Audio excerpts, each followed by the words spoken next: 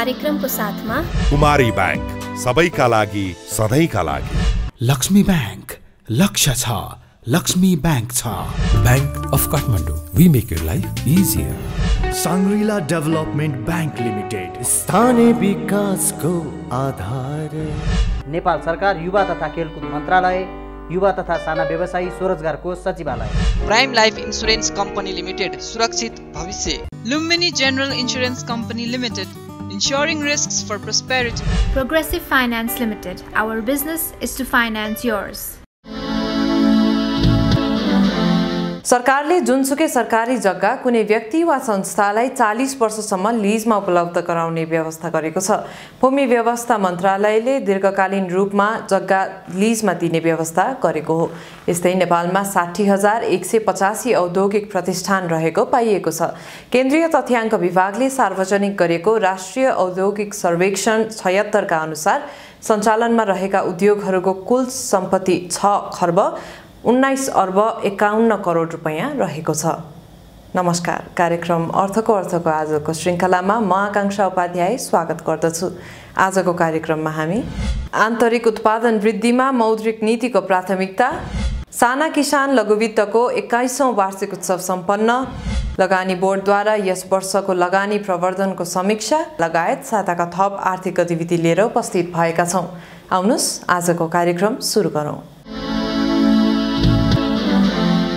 नेपाल राष्ट्र बैंकले कोभिड महामारीलाई ध्यानमा राख्दै विगतका वर्षमा दिइएका विभिन्न छुट तथा सहुलियतलाई आगामी आर्थिक वर्षको मौद्रिक नीति मार्फत कसिलो बनाउने भएको छ। आगामी आर्थिक वर्ष 2079-80 को मौद्रिक नीति निर्माणलाई अन्तिम चरणमा पुर्याएको केन्द्रीय बैंकले कोभिडपछि व्यावसायिक गतिविधिमा धेरै सुधार भइसकेको भन्दै विगतका कतिपय सुविधालाई निरन्तरता नदिइने सङ्केत गरेको हो। आगामी आर्थिक वर्षको मौद्रिक नीतिको सम्बन्धमा नेपाल व्यवस्थापन सङ्घ म्यानले हालै आयोजना गरेको कार्यक्रममा गभर्नर महाप्रसाद अधिकारीले अर्थतन्त्रको समग्र अवस्था सुधारका लागि आन्तरिक उत्पादन बढाउनुको विकल्प नभएको भन्दै त्यसतर्फ लगानी केन्द्रित गर्न बैंकिङ क्षेत्रलाई आग्रह समेत गर्नुभएको छ। हामीले जुन सुविधाहरू, जुन रिल्याक्सेसनहरू हिजो कोभिडको बिचमा दिएको थियो, त्यो रिल्याक्सेसन सधैँको लागि पक्कै हुँदैन। त्यसलाई सधैँ दिन लाग्यो भने त्यसले के गर्छ त भन्दा त्यो काउन्टर प्रोडक्टिभ हुन्छ उनीहरूको लागि। यस अर्थमा हामीले ती रिल्याक्सेसनहरूलाई ग्रेजुअली चाहिँ लिफ्टिङ गर्नु छ। 50 खर्बको रिसोर्सेस, 55 खर्बको रिसोर्सेस हामीले जुन देखिरहेछौँ ब्याङ्किङ सिस्टमभित्र, त्योमध्ये धेरै नै युटिलाइज भएको छ र त्यसको युटिलाइजेसन, त्यसको प्रयोग हाम्रो उद्देश्य, मन्ट्री पोलिसीको मेन उद्देश्य भनेको आन्तरिक रूपमा उत्पादन बढाउनेमा प्रयोग हुनु पर्यो। मेन फोकस त्यति नै हो। त्यहाँ त धेरै कुरो केही पनि छैन। हामीसँग रिसोर्स नभए होइन छ होइन, कहीँ कतै अड्केर बसेको छ, त्यो सधैँ अड्कने होइन। अब यो रिसोर्सेस हामी उत्पादनमा लाउँदैनौँ, उत्पादनमूलक क्षेत्रमा लाउँदैनौँ भने त्यसको कन्सिक्वेन्सेस भनेको फेरि हामी इम्पोर्टमै सबै कुरोमा निर्भर हुनुपर्छ।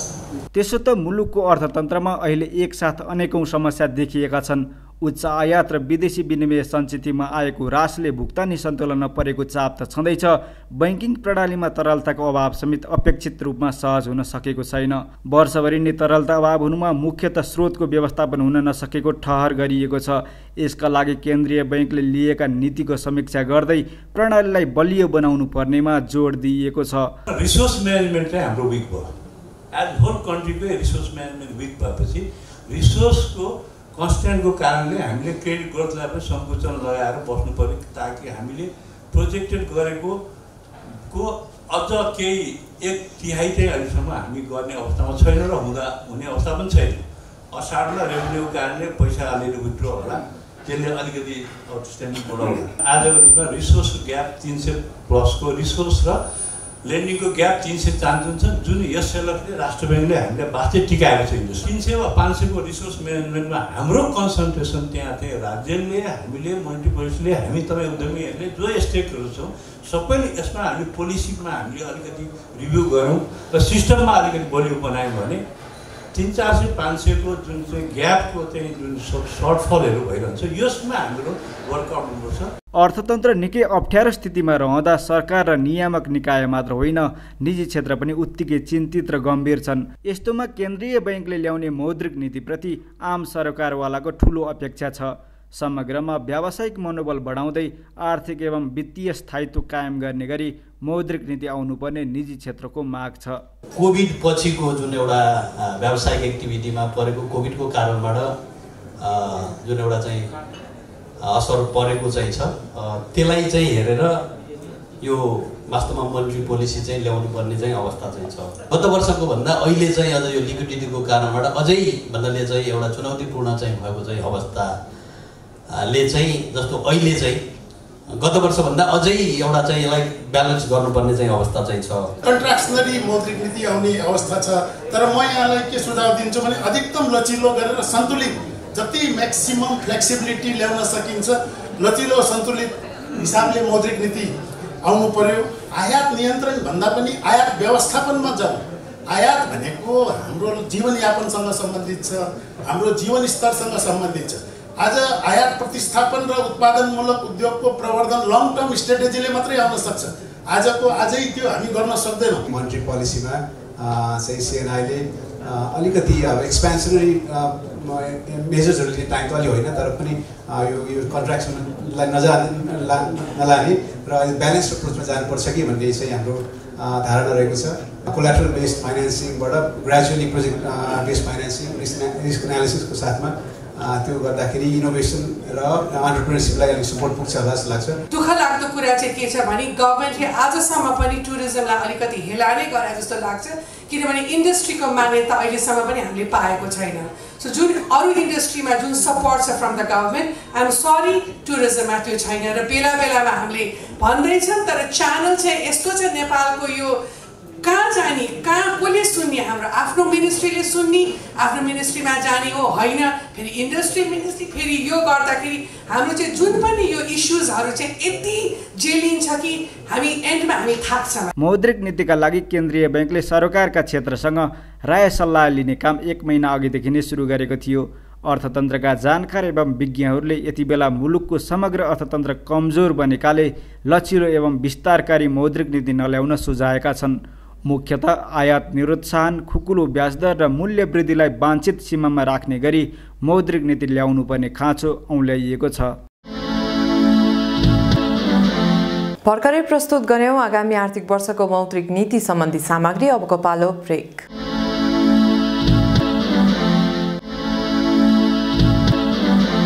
चालू आर्थिक वर्षमा लगानी प्रवर्धनको क्षेत्रमा उल्लेख्य काम भएको लगानी बोर्ड नेपालको समीक्षा छ।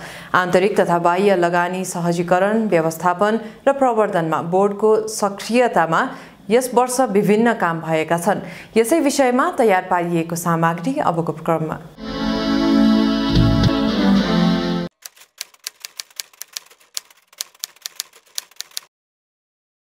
सेप्टेम्बर 8, 2021 मा हामीले यसको 10th इयर सेलिब्रेसन आइबिएनको गरेको थियौँ। त्यसको मकसद भनेको अब आइबिएन एज इन संस्था इन्भेस्टमेन्ट बोर्ड नेपाल भनेको ठुला लगानीका लागि फर्स्ट रेफरेन्स पोइन्ट हो, किनभने अब 6 अरबभन्दा माथिका गैर ऊर्जा परियोजना र 200 मेगावाटभन्दा माथिका चाहिँ ऊर्जा तथा जलविद्युत तथा अन्य ऊर्जा परियोजना मा निजी लगानी स्वीकृत गर्ने, प्रोजेक्ट स्वीकृत गर्ने अनि सम्झौता गर्ने चाहिँ जिम्मेवारी लगानी बोर्डकै भएकोले ती ठुला लगानीकर्ताहरूलाई हामीले लगानी प्रवर्धनको कामहरू निरन्तर गर्दै आइराख्नुपर्छ।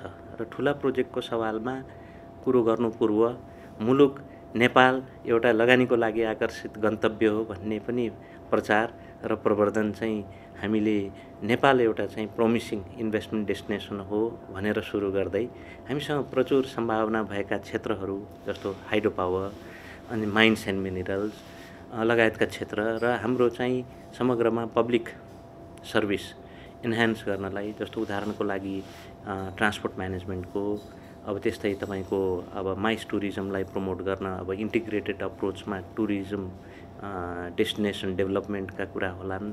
यी लगायतका चिजमा पनि हामीले सेक्टरल प्रोफाइल अपडेट गरेर हामीले चाहिँ त्यो सोकेसिङ पनि गर्ने कार्य गरेका थियौँ।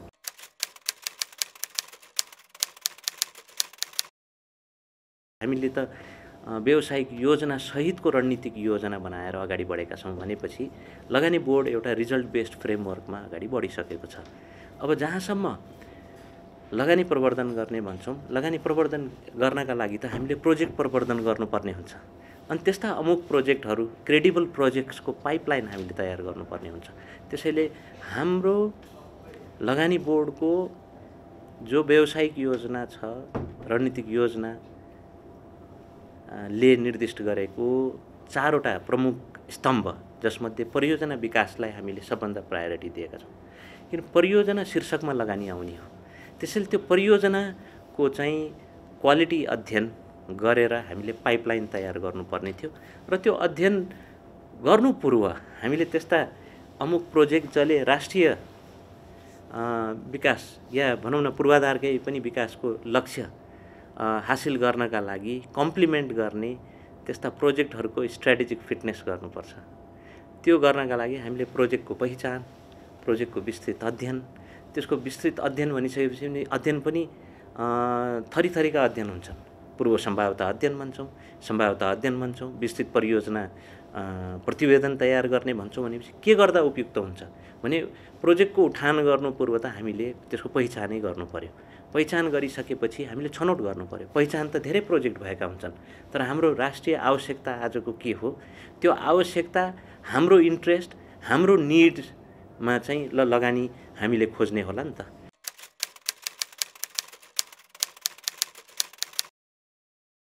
आइबिएन को प्रोजेक्ट ब्याङ्क फ्रेमवर्क बनायौँ हामीले। त्यसलाई हामीले त्यतिमा मात्र सीमित भएनौँ। IBN project bank management information system पनि तयार गऱ्यौँ र 7वटा प्रोजेक्ट 7 प्रदेशका लागि, उदाहरण म भन्न चाहन्छु, तालतलैया मल्टिपर्पोज प्रोजेक्ट प्रदेश 1 मा, जानकी हेरिटेज भनेर अब भनौँ न सीताको जन्मभूमि ठाउँमा चाहिँ एउटा खालको वेडिङ डेस्टिनेसनको रूपमा क्रिएट गर्नलाई जनकपुरमा त्यो परिकल्पना गरेर त्यसको अध्ययन अगाडि बढाएका छौँ 2 नम्बर प्रदेशका लागि। दोलखा फिल्म सिटी भनेर एउटा इन्टरनेसनल स्ट्यान्डर्डको विगतमा केही अध्ययन भएको थियो, तर सानिसामा ती प्रोजेक्टलाई प्रवर्धन गर्न सानिसाले सार्वजनिक निजी साझेदारीको प्रिन्सिपल र फन्डामेन्टल्सले माग गर्ने खालको त्यो गाइडलाइनमा आधारित चाहिँ थप अध्ययन गर्नुपर्ने पनि विषय थियो र विगतमा भएको अध्ययनलाई अध्यावधिक पनि गर्नुपर्ने थियो, त्यो गऱ्यौँ। त्यस्तै अब गण्डकी प्रदेश जाँदा गण्डकी इन्टरनेसनल कन्भेन्सन सेन्टर भन्यो, त्यहाँ पनि त 3000 जना जतिको सम्मको क्यापेसिटीको चाहिँ एउटा हामीलाई इन्टिग्रेटेड अप्रोचमा not just limit to convention facilities, तर त्यसलाई दिगोपना र त्यसको चाहिँ सस्टेनेबिलिटीको एस्पेक्टमा अरू के फेसिलिटिजहरू इन्टिग्रेट गर्नुपर्छ भन्ने विरङ्गम सोचका साथ त्यो प्रोजेक्ट आइडिएट गरेर अगाडि बढाएका छौँ। र त्यस्तै अब कर्णाली प्रदेशको कुरो गर्नुपर्दा अब हर्ब्समा त्यहाँ कम्पेरेटिभ एडभान्टेज देखियो। अब त्यस्तो त त्यहाँ जलविद्युतमा पनि छ नै, तर त्यो कर्णाली हर्बल चाहिँ प्रोसेसिङ प्लान्टको पनि हामीले पूर्व सम्भाव्यता अध्ययनका लागि नै परामर्शदाता लाई अनबोर्ड गरेर अगाडि बढाएका छौँ। र त्यस्तै सुदूरपश्चिम इन्टिग्रेटेड पब्लिक ट्रान्सपोर्टको प्रोजेक्टहरू छन्। फेरि यी मागहरू प्रदेशबाटै आएका हुन्। 15औं आवधिक योजनाको अनुसूचीमा यी probable projects to be developed in public private partnership भनेर उल्लेखित भएकोले त्यो पनि हामीलाई चाहिँ सहज हुन गयो। त्यसैले यो साझा माग, प्रदेशको पनि साझा माग र समग्रतामा त्यसले यी जुन सेक्टरलाई रिप्रेजेन्ट गर्छन्, यो प्रोजेक्टले त्यो सेक्टरको डेभलपमेन्ट टार्गेट्स अचिभ गर्न कम्प्लिमेन्ट गर्ने भावनाले यी प्रोजेक्टहरू हामीले उठान गरेका छौँ।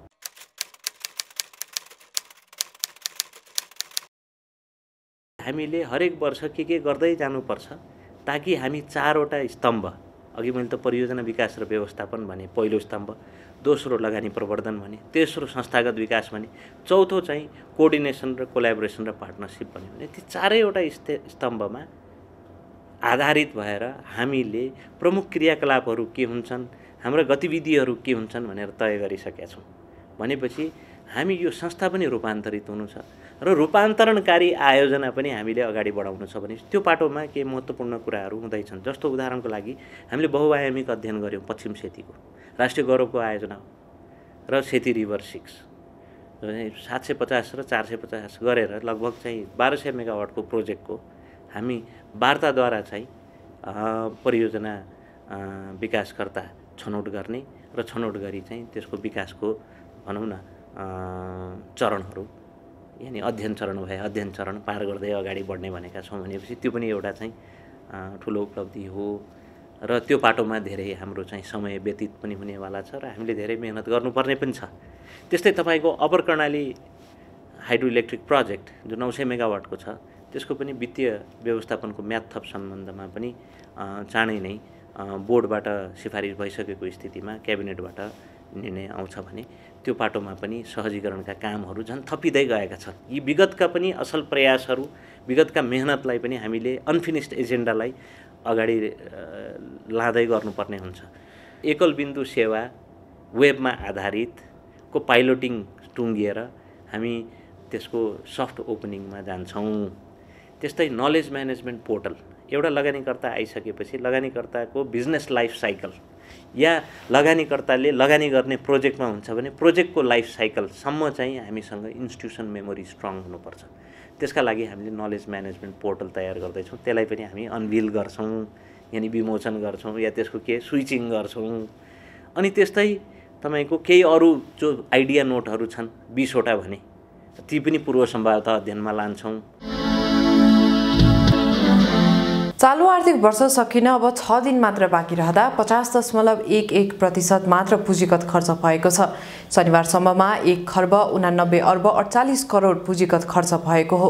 सोही अवधिमा राजस्व सङ्कलन भने 84.92% रहेको छ। चालु आर्थिक वर्षमा 11,80,60 करोड राजस्व लक्ष्य रहेकोमा हालसम्म 10,25 मात्र सङ्कलन भएको छ। थप आर्थिक गतिविधि सहितको अबको प्रस्तुति बिजनेस राउन्डअप। विभिन्न देशहरूमा इन्टरनेट सटडाउन हुँदा विश्व अर्थतन्त्रमा 10 अर्ब अमेरिकी डलर भन्दा बढी क्षति भएको छ। टप 10 VPNले सार्वजनिक गरेको प्रतिवेदनमा इन्टरनेटमा आएको अवरोधका कारण समग्रमा सन् 2021 को तुलनामा सन् 2022 को पहिलो 6 महिनामै विश्व अर्थतन्त्रमा त्यसको दोब्बरले क्षति पुगेको छ। टप 10 VPNले विश्वका विभिन्न 16 देशहरूमा भएका मुख्य सटडाउनलाई आधार बनाएर सो तथ्याङ्क सार्वजनिक गरेको जनाएको छ। प्रतिवेदनमा internet blackout, social media shutdown र सिभिल थ्रोटलिङ अर्थात् मोबाइल नेटवर्कबाट भोइस कल र टेक्स्ट मेसेज मात्रै आदान प्रदान हुनेका कारण इन्टरनेट सटडाउन भएको उल्लेख गरिएको छ। क्षति हिसाब गर्न टप 10 VPNले नेट ब्लक्स र इन्टरनेट सोसाइटीको कस्ट अफ सटडाउन टुल प्रयोग गरेको उल्लेख गरेको छ।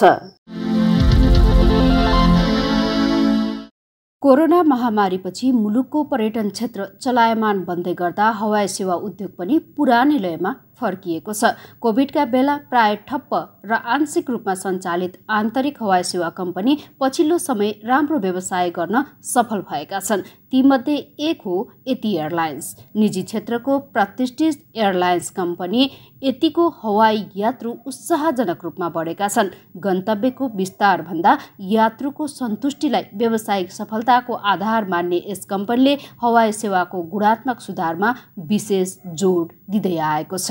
करिबन अब आर्थिक वर्ष स्थितिलाई करिबन 1 वर्षमा 11 लाख प्यासेन्जर भनेको राम्रै हो। यो जुन कोभिडभन्दा अगाडिको अवस्थाभन्दा चाहिँ धेरै नै राम्रो हो। त्यो बेला करिबन 8-9 लाखको हाराहारीमा हुन्थ्यो भने अहिले 11 लाख भनेको यति एयरलाइन्सको लागि एउटा राम्रै हो। र हाम्रो मेन फोकसै अहिले सर्भिसमा छ, किनभने हामीले एयरक्राफ्टहरू पनि अहिले कुन हिसाबले भनेको जस्तो अब हाम्रो ATR 5वटा ATR 72-500 एयरक्राफ्टबाट सर्भिस गरिरहेको छौँ। त्यसमा हामीले फ्लाइट सेड्युल चाहिँ हामीले करिब 4वटामा राखेका छौँ। एउटा जहाज चाहिँ हरेक समय चाहिँ स्ट्यान्ड बाई होस्, जसले गर्दाखेरि भोलि कुनै चाहिँ डिले हुने अवस्था आयो भने त्यो जहाजलाई युज गरेर सकेसम्म धेरै डिले हुन नदिने हिसाबले चाहिँ अपरेट गरिरहेछौँ। अनि त्यसले गर्दाखेरि नि अर्को हामीले के छ भने अब सेक्टरको हिसाबले धेरै सेक्टर जान सकिन्छ हैन, धेरै नै सेक्टर जान सकिन्छ, तर सर्भिसमा फोकस गरेको हुनाले कतिपय सेक्टरहरूमा हामी गएकै छ। धेरै सेक्टर भन्दा पनि क्वान्टिटी भन्दा पनि क्वालिटीमा फोकस गरेर अहिले अपरेट गरिरहेछौँ। यस्तै पछिल्लो समय सबैजसो क्षेत्रमा प्रविधिको प्रयोग बढ्दै गर्दा हवाई सेवा उद्योग समेत डिजिटलाइज बन्दै गएको छ। सोही अनुसार यति एयरलाइन्सले पनि सेवा प्रवाहमा प्रविधिको अधिकतम प्रयोग गरेको छ, जसले आम यात्रुवर्गलाई सहज भएको छ। प्यासेन्जरहरूलाई पनि टिकट लिनु पर्यो भने काउन्टरमै आउनुपर्ने अथवा कुनै ट्राभल एजेन्सीमा धाउनु पर्ने छ भने अब घरमा बसी होइन आफ्नो मोबाइलबाटै टिकट काट्ने व्यवस्था छ। र यति एयरलाइन्सले चाहिँ आफ्नो मोबाइल एप्स मार्फत, आफ्नो वेबसाइट मार्फत र ट्राभल एजेन्सी त कन्टिन्यू नै छ, त्यो मार्फत चाहिँ हामीले चाहिँ टिकटहरू बिक्री गरिरहेछौँ। र भर्खरै रिसेन्टली हामीले चाहिँ भाइबर मार्फत पनि टिकट बिक्री गर्न सुरु गरेका छौँ। अहिले वेब चेकिङ गर्न सकिन्छ होइन, अनलाइन चेकिङ सिस्टम छ, अनलाइन बोर्डिङ सिस्टम गर्न सकिन्छ। अब धेरै सुविधाहरू घरमै बसेर चाहिँ प्राप्त गर्न सक्ने अवस्था भएको छ। साथै यात्रुवर्गकै सुविधाका लागि कम्पनीले टेक्नोलोजीसँगै इनफ्लाइट इन्टरटेनमेन्ट सेवा समेत सुरु गरेको छ। मुलुकको आन्तरिक उडानमा पहिलो पटक यति एयरलाइन्सले यो सेवा दिन थालेको हो। भर्खरै एउटा चाहिँ अब इनफ्लाइट इन्टरटेनमेन्ट भनेर जहाजभित्र पनि मान्छेलाई चाहिँ प्यासेन्जरहरूलाई चाहिँ अब भनौँ न एउटा एक किसिमले त्यहाँ चाहिँ बोर नहोस् भन्ने हिसाबले एउटा इन्टरटेनमेन्ट पनि हामीले इन्ट्रोडक्सन भर्खर गरेका छौँ। अहिले ट्रायल फेजमा छ। यो साउन्डदेखि चाहिँ फुल फेजमा सबै जहाजमा चाहिँ लागु हुन्छ। त्यसमा चाहिँ जहाजभित्रबाट भनौँ न सर्टेन चाहिँ जहाजको प्रोटोकल चाहिँ भइसक्यो, टेकअफ ल्यान्डिङको प्रोटोकल चाहिँ पालना गरेर बिचको टाइम जुन खाली टाइम हुन्छ, जस्तो यहाँबाट अब नेपालगञ्ज जानु पऱ्यो, धनगढी जानु पऱ्यो, लामो सेक्टरहरूमा इभन सर्टर सेक्टरहरूमा पनि मान्छेलाई चाहिँ भित्र म्युजिक सुन्ने, आफ्नो आफूले चाहिँ मन परेको म्युजिक सुन्ने, मुभी हेर्ने, सर्ट मुभी हेर्ने, न्युज हेर्नेदेखि लिएर त्यो सबै व्यवस्था चाहिँ हामीले हाम्रो सबै नै जहाजहरूमा चाहिँ त्यो जडान गर्दैछौँ र यो अर्को महिनादेखि त्यो सेवा पनि सुरु हुन्छ। नेपालका दुर्गम क्षेत्रका बासिन्दालाई हवाई सेवा दिने उद्देश्यले स्थापना भएको यति एयरलाइन्सले आफ्नो भगिनी संस्था तारा एयर सहित 23 वर्षदेखि नेपाली आकाशमा सेवा प्रदान गर्दै आएको छ। साथै आगामी दिनमा थप 2वटा विमान मार्फत गन्तव्य र सेवा विस्तार गर्ने कम्पनीको योजना रहेको छ। हामीसँग साना किसान लघु वित्त सम्बन्धी सामग्री बाँकी नै छ, हामीसँगै रहनुहोला।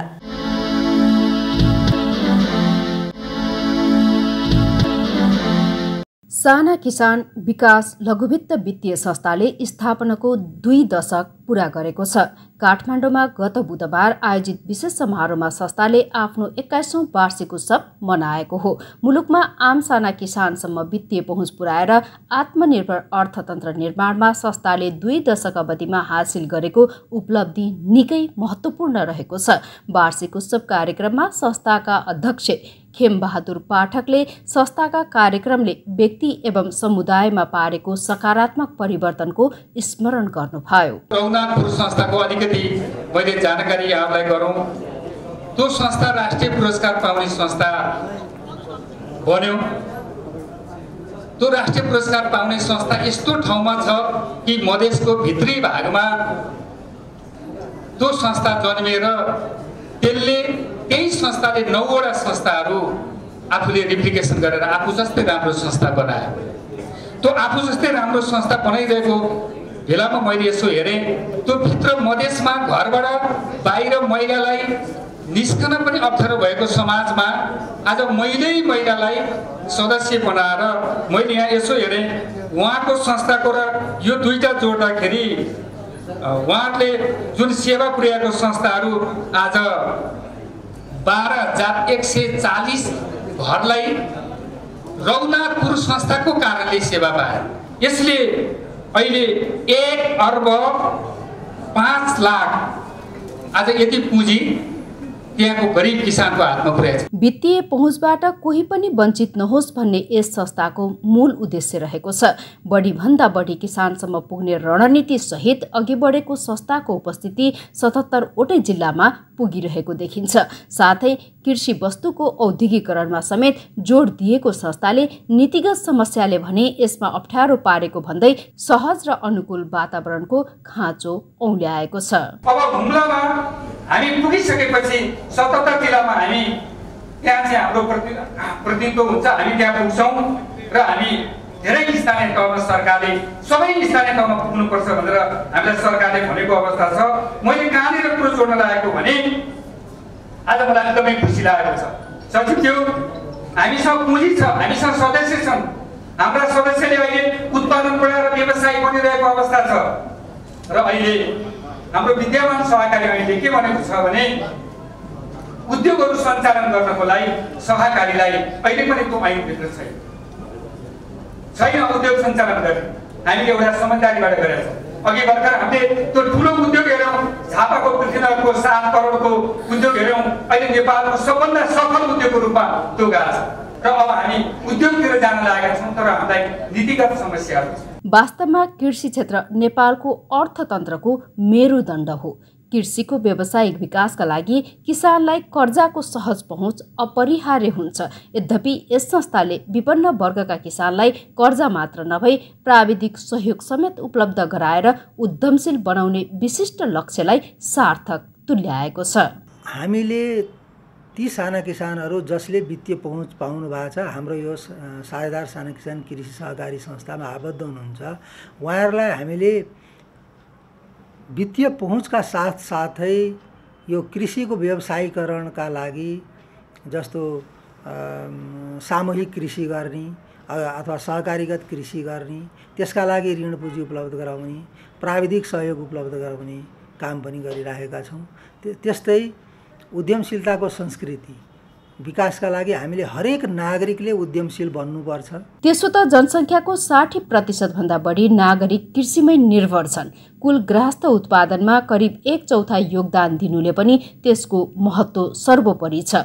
तर आम किसान अझै पनि निर्वाहमुखी जीवनस्तरबाट माथि उठ्न सकेका छैनन्। परिस्थितिमा यस संस्थाले उनीहरूको उत्थानका लागि उद्यमशीलता तालिम र कृषिमा आधारित उद्योगको प्रवर्धनलाई केन्द्रमा राखेको छ। हामीले के सोचेका छौँ भने एकैचोटि ठुलो उद्योग स्थापना भन्दा पनि हाम्रा साना किसानहरूको क्षमताले भ्याउने, साना किसानहरूको एउटा सिपले गर्न सक्ने त्यस्ता खालको गाउँमा चाहिँ हामीले खास गरी कृषि प्रशोधन साना र मझौला कृषि प्रशोधन उद्योगहरू स्थापना गर्न हाम्रा किसानहरूलाई चाहिँ त्यो उद्यमशीलताको तालिमहरू दिइरहेछौँ, क्षमता विकासका तालिम दिइरहेछौँ, पुँजी र प्राविधिक सहयोग पनि पुर्याइरहेका छौँ। संस्थाको बलियो उपस्थिति र कर्जाको सहज पहुँचले मुलुकको कृषि क्षेत्रले बिस्तारै व्यावसायिक रूप लिँदैछ। यद्यपि अझै पनि अधिकांश युवाको आकर्षण वैदेशिक रोजगारी भएकाले उनीहरूलाई यस क्षेत्रमा ल्याउनु पर्ने चुनौती पनि छ। कृषिमा युवाको संलग्नता र दक्षता अभिवृद्धिमा जोड दिँदै संस्थाले सहुलियतपूर्ण कर्जा कार्यक्रम समेत सञ्चालन गरेको छ। वैदेशिक रोजगारीमा जाने युवाहरूलाई पनि हामीले उहाँहरूलाई सिप विकासको तालिम दिइरहेका छौँ। अहिले सिप केही न केही सिप दिएर विदेश पठाउने एउटा काम गरिरहेछौँ। अर्को चाहिँ हामीले विदेशबाट आएर फर्केर आएका युवाहरूलाई हामीले अहिले चाहिँ यो सहुलियतपूर्ण कर्जा दिएर अनि यसै गरी कृषि उद्योग अथवा व्यावसायिक कृषि गर्नलाई चाहिँ हामीले यो पुँजी पनि दिइरहेछौँ, ऋण पुँजी, प्राविधिक सहयोग पनि दिइरहेछौँ।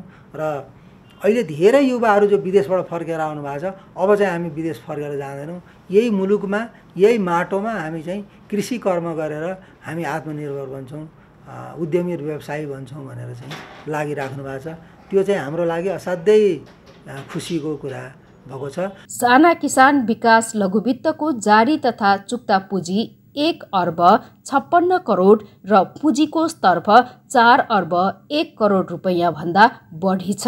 त्यस्तै संस्थाको शेयर पुँजीमा साना किसानको हिस्सा 44% रहेको छ। ऋण असुली दर 79% भन्दा बढी रहेको यस संस्थाको प्रति शेयर आम्दानी 44.17 रुपैयाँ रहेको छ। चालु आर्थिक वर्षको 11 महिनामा संस्थाबाट प्रवाह भएको कर्जा लगानी 29 अर्ब 63 करोड रुपैयाँ पुगेको छ। यी थिए आजका प्रस्तुतिहरू। थप आर्थिक गतिविधिका लागि हाम्रो अफिसियल वेबसाइट www.arthagortha.com लगइन गर्न सक्नुहुनेछ। आजको निर्धारित समय सकिएको छ। म लगायत सम्पूर्ण युनिटलाई बिदा दिनुहोस्। नमस्कार। यस कार्यक्रमको साथमा कुमारी बैंक, सबैका लागि सधैँका लागि। लक्ष्मी बैंक, लक्ष्य छ, लक्ष्मी बैंक छ। Bank of Kathmandu, we make your life easier. Shangrila development bank limited, स्थानीय विकासको आधार। नेपाल सरकार युवा तथा खेलकुद मन्त्रालय, युवा तथा साना व्यवसायी स्वरोजगार कोष सचिवालय। Prime life insurance company limited, सुरक्षित भविष्य। Lumbini general insurance company limited, ensuring risks for prosperity. Progressive Finance Limited. Our business is to finance yours.